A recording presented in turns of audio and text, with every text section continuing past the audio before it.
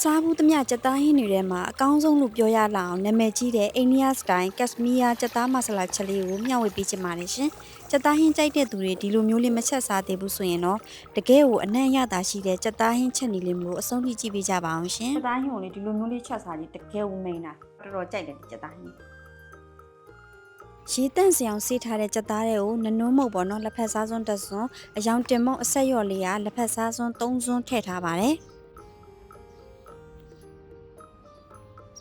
စားလက်ဖက်စားစွန်းတစွန်းဟင်းညုံမုတ်ကလက်ဖက်စားစွန်းရော့လေးထည့်ပြီးတော့မှအလုံးသမသွားအောင်နေပေးလိုက်မယ်ပြီးသွားရင်တော့ဂျင်းနဲ့ကြက်သွန်ပြူထောင်းထားတဲ့အရေးအနှဲငယ်လေးကိုညှစ်ထည့်ပေးလိုက်ပါမယ်နဲတဲ့နေရာမှာရေသိမ့်မထွက်ဘူးပေါ့နော်မိကာကြက်သားရေစီးတဲ့နေရာမှာပေါ့နော်ရှာလေးကြက်သားကိုရေစစ်ပေးထားတာမလို့ပါ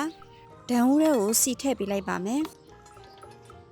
ဒါကတော့ကရဝေးရဲ့တကြပိုးကောက်လင်းချင်းပွင့်ရဲ့ဖာလာစီလေးရဲ့ကိုအနံ့လေးမွေးသွားလို့ပေါ့နော်စီတက်ပေးလိုက်ပါမယ်ပြီးသွားရင်တော့ကြက်သားလေးတွေထည့်ပေးလိုက်ပါမယ်ဒီကြက်သားလေးတွေကိုပေါ့နော်အပေါ်ရန်လေးနည်းနည်းလေးတင်းသွားလို့ပေါ့နော်ကြော်ပေးလိုက်ပါမယ်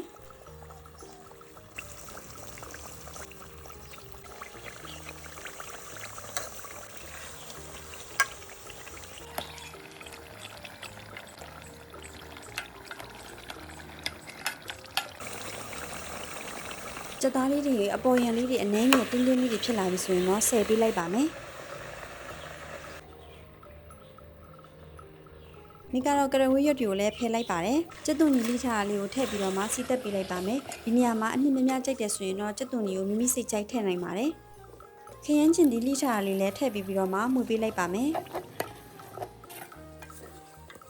အနှစ်တွဲရတာလေးထည့်ပါမယ်။ E1 family ရောင်တင်မုံအဆက်ရော်ကိုမိကလက်ဖက်စားစွန်း2စွန်းထည့်ထားပါတယ်။စနုံးမုံလေးကလက်ဖက်စားစွန်း1ဝက်။မြုပ်သည့်အချမ်းမုတ်ကကြတော့လက်ဖက်စားစွန်း1စွန်းထည့်ပြီးတော့မှစီတက်တယ်လို့မျိုးလေးပေါ့နော်။အားလုံးသမသွားရောပြီးတော့မှမှုပေးလိုက်ပါမယ်ရှင်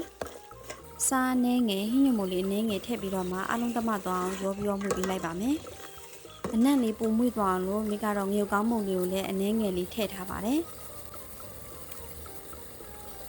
အိန္ဒိယစတိုင်လေးချက်တာဆိုကြတော့မဆလာလေးကိုလည်းလက်ဖက်စားစွန်း2စွန်းထည့်ထားပါတယ်။ကြက်သားလေးတွေထည့်ပေးလိုက်ပါမယ်။ကြက်သားနဲ့အနှစ်တွေနဲ့အလုံးသမသွားအောင်လို့ရောပြီးတော့မှမှုပေးလိုက်ပါမယ်။ဂျင်းနဲ့ကြက်သွန်ဖြူနဲ့ထောင်းထားတာလေးကိုအရင်ညှစ်ထည့်ပေးလိုက်ပါမယ်။အနံ့လေးတွေရတယ်မှုေးနေပါပြီ။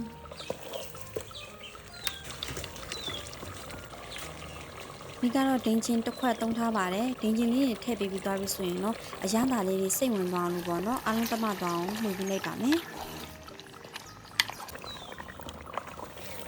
နွားနုကထမင်းစားစွန်း6စွန်းထည့်ပြီးသွားပြီဆိုရင်တော့အရသာလေးတွေစိတ်ဝင်သွားအောင်လို့မှုပေးလိုက်ပါမယ်။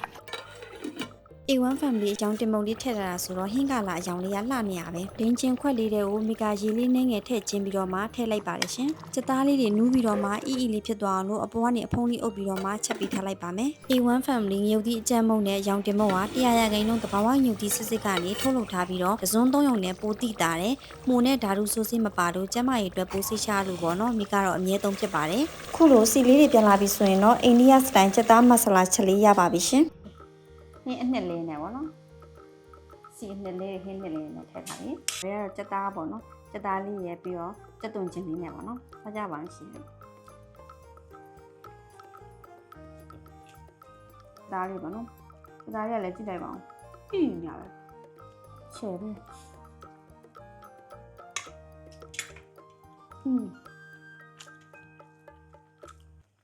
ကြက်သားကြီးပဲစားရလေ။ကြက်သားထဲမှာအရင်ပုံမှန်ချက်နေကြက်သားဟင်းနဲ့မတူဘူး။ဒင်းကျင်ရောနွားနုရောထည့်ချက်တာပါနော်။